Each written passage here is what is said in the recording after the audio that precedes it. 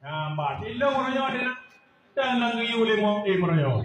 Ilong dia kuduku. Lambai boleh ni pilih dong balu yang udah. Ya, boleh buka. Tapi ni boleh ni ilong dukuk deh. Nah, mbak, kalau pakai demo boleh punya anak mungkin dah jauh Jawa hari. Yang tidak pimpinan roh punya. Oh, masalah urun roh royo kan partai yo ida jadi pendelan lu. Nah, mbak.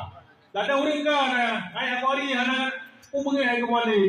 Di hana tapan saya long saya undang tapan bengeh long ke undang tapan jadi modelnya memang orangnya anak sama itu lagi punya macam rata kago orangnya la odara negara aju dua negara itu punya tidak dalam itu punya undang itu punya tapi punya namu orangnya anak kebo orangnya jamaah Aceh Merdeka bapak punya buka batanya katanya tapi dijual banyak latih nak ada buah anak mungkin yang kerja ilong ayo pendikon tu ilong anak kumparkai nah mak tapi mau barisan perjuangan ilong anak nada kakek kubu jadi salah mengeh urang langkah liu yang malai saya kubu liu di nama yang liu nya wajib kubu nah mak mau malai mau ilong anak liu nak pilih malai ilong ada pilih nak kubu nak kam nah banyak mentang dipikir kitanya dan mentang diterima doa bangsa Aceh.